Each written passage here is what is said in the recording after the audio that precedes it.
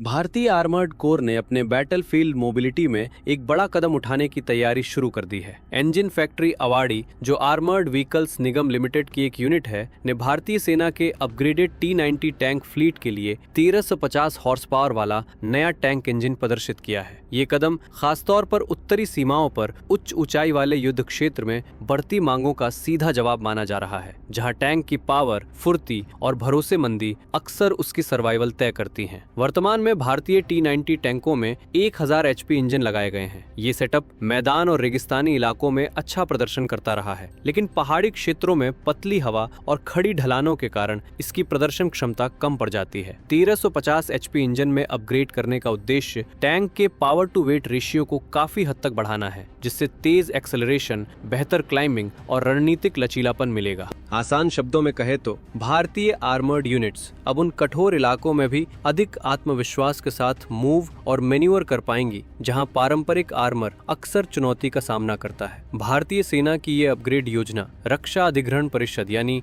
Defence acquisition council द्वारा महत्वपूर्ण capital खरीदों को मंजूरी देने के बाद और गति पकड़ी है। जबकि रूस की रोसोबोरोन एक्सपोर्ट अभी भी कुछ कंपोनेंट्स का मुख्य सप्लायर बनी रहेगी, DRDO ने देशी समाधान विकसित करने में गहरी रुचि दिखाई है। ये भारत की बड़ी रणनीति को दर्शाता है कि महत्वपूर्ण कॉम्बैट सिस्टम्स में विदेशी तकनीक पर निर्भरता को कम किया जाए। सूत्रों का कहना है कि नया इंजन डिजाइन मौजूदा T90 पावर प्लांट से पूरी तरह अलग है। ये केवल मामूली सुधार नहीं, बल्कि एक फंडामेंटली न्यू पावर पैक है, जो किसी भी T90 वेरिएंट पर दुनिया में अब तक लगाए गए सबसे पावरफुल इंजन बन सकता है। रूस के सबसे एडवांस T90M में इस्तेमाल किया गया 1250 PS इंजन भी इस 1350 HP यूनिट के रॉ आउटपुट के सामने फीका पड़ जाएगा। इस अपग्रेड में केवल हॉर्स पावर ही नहीं बढ़ाई गई है। इंजन फैक्ट्री अवारी द्वारा प्रदर्शित प्रोटोटाइप पावर पैक में रीडिजाइन कूलिंग सिस्टम है, जिसमें एक की बजाय 3 कूलिंग फैन लगाए गए हैं, ताकि हाई लोड और हाई हाइट ऑपरेटिंग कंडीशंस में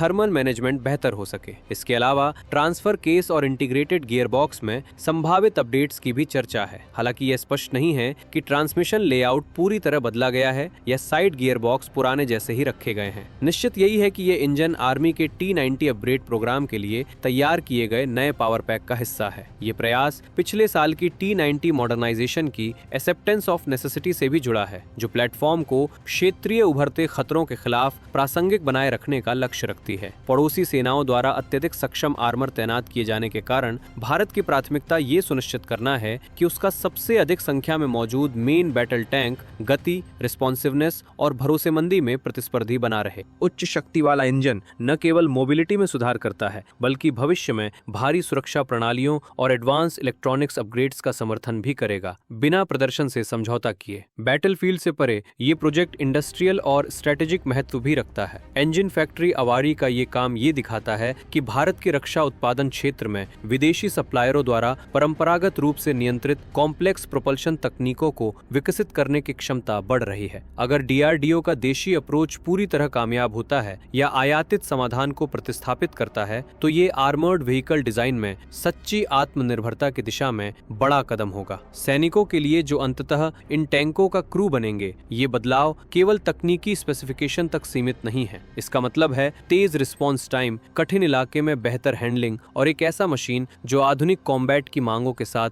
तालमेल रख सके। ऐसे समय में जब संघर्ष लगातार कठोर वातावरण में घटित होते हैं, तो आर्मर के नीचे लगा इंजन उतना ही निर्णायक हो जाता है जितना ऊपर लगी बंदूक। जैसे जैसे भारत अपनी आर्मर्ड फ्लीट को मॉडर्नाइज कर रहा है, 1350 HP T90 इंजन एडेप्टेशन और महत्वाकांक्षा का प्रतीक बनकर उभरा है। ये दर्शाता है कि भारतीय सेना केवल मामूली सुधारों पर संतुष्ट नहीं है, बल्कि भविष्य के युद्ध की वास्तविकताओं के अनुरूप ट्रांसफॉर्मेटिव अपग्रेड्स के लिए कदम बढ़ा रही है। अगर ये प्रोग्राम सफल होता है, तो भारत के T90 न केवल प्रासंगिक रहेंगे, बल्कि ग्लोबल T90 परिवार में पावर और मोबिलिटी के नए मानक स्थापित करेंगे।